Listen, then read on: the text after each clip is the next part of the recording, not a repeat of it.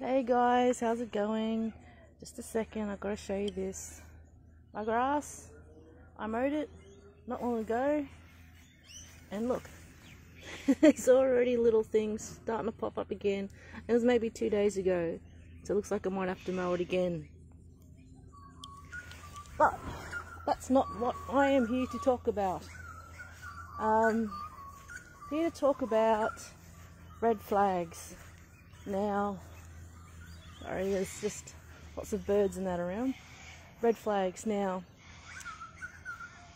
there's a lot of red flags that people will insist that are red flags. They're always red flags, no matter what. And I put it to them, it's not always so. Particularly in this day and age, some red flags. One of them, they say, is, of course, they don't go out in public ever at all, blah, blah, blah, blah, blah. And I'm like, well, no, there's a lot of them that do go out in public. A lot of them do play in public. A lot of them do go to public events. But they'd rather play in private, or they go to private, private parties where there's a door list. One of those reasons that some people prefer to go to parties where they know people is because of the level of play and the respect that's there for their play space, and that these people know what they're all about. Whereas if they go to other more public places, they will get a whole lot of people that will be, oh, I don't like that. Oh, yeah, only if I'm drunk, and all that sort of stuff.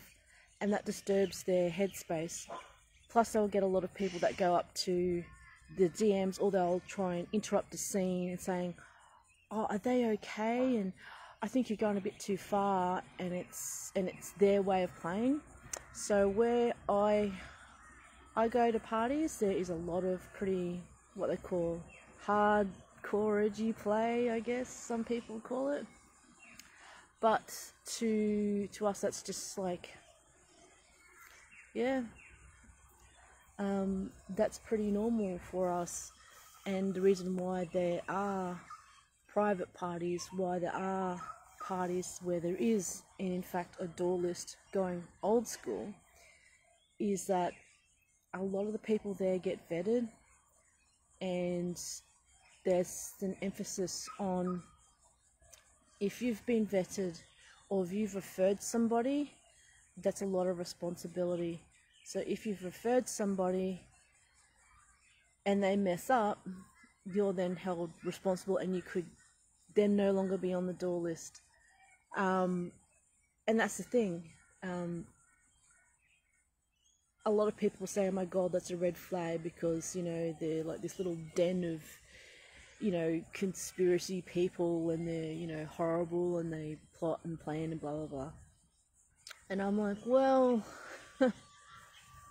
I would say you meet them, you talk to them, you talk to the people both for and against them, and you develop and make up your own mind. You develop your, I guess, sort of spidey senses, in that you also need to be able to recognize people that are good for you to play with. You need to differentiate the feeling in yourself of, I feel that these people are safe to play with, I feel these people aren't safe to play with or be around or associate with, and that's entirely up to you.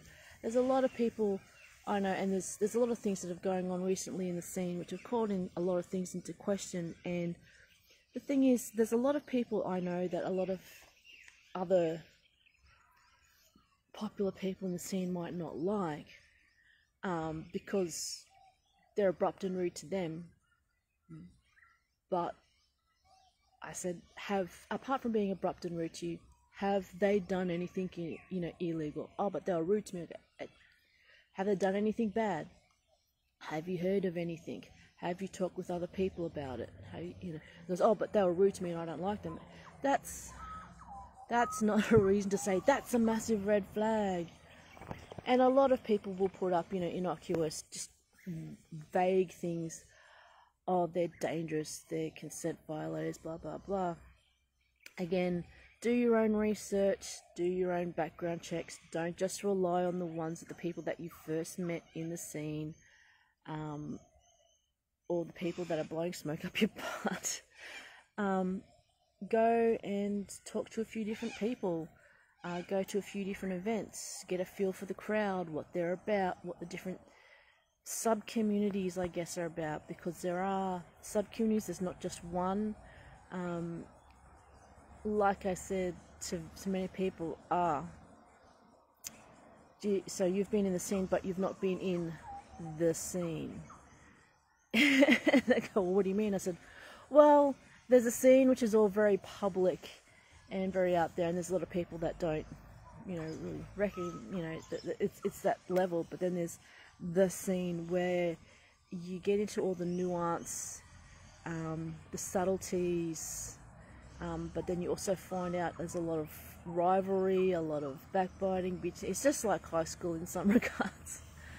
And what can I say other than there are people who live their life in that kind of high school mentality, and there's others who have the periods of being high school mentality, and then there's a lot of people who just try to live their life and help the community in whatever way they can, even if it is becoming a pariah, even if it means a lot of people don't like them.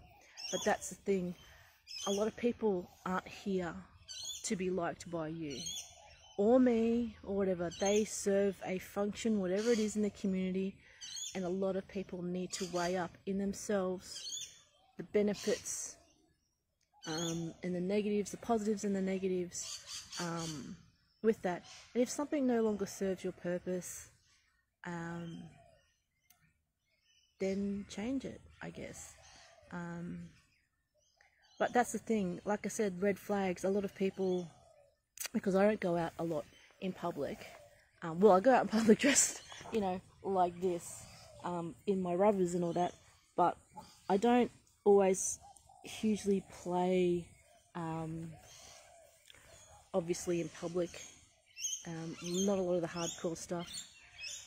I'm generally pretty busy because I've got a full-time job, part-time business. I've got a little sick puppo who decided to come out and say hello. Hey baby! And yeah, I've got relationships, I've got the house to maintain, gardens to mow obviously today, and that's life. And I guess my kink life and my relationships are exciting enough and more important enough to me that I don't need to dabble in all that sort of, so I don't really feel like the need to deceive anybody. It's like there's a few people I know who every time they play they need to take illicit substances, or not so illicit substances, or they need to be drunk to play, and I'm like, well, what's the point in it if you need this? I mean, is it not good enough that you don't need it? And if so, you got to think of yourself, why? Why is that? And there's one I know who's been in the scene for a long time, and I don't like them very much. To me, they're pretty sad individuals. But I know every time they play, they have their once a week DS stuff, but they're always taking drugs for it, and I'm like, well, what's the point in that? I mean, seriously, is it really you, or are you just pretending, And if you're pretending, that's fine, if that's what you want, but when people start making it their whole life and they're pretending their whole life, I don't know. Anyway, red flags. Have there been red flags that people have pointed out with regards to other people? Have you actually sat back and thought about, are they actually really red flags? Or is there something else going on behind that? Like, is there a reason why this person has said, oh, I've got such a red flag? And if they keep saying, oh, it's for your benefit, I'm looking out for you, that could be the case. But also keep in mind that they might also have other ulterior motives. Some people it might be money, some people it might be control over you, some people it might be whatever it is going on in their head.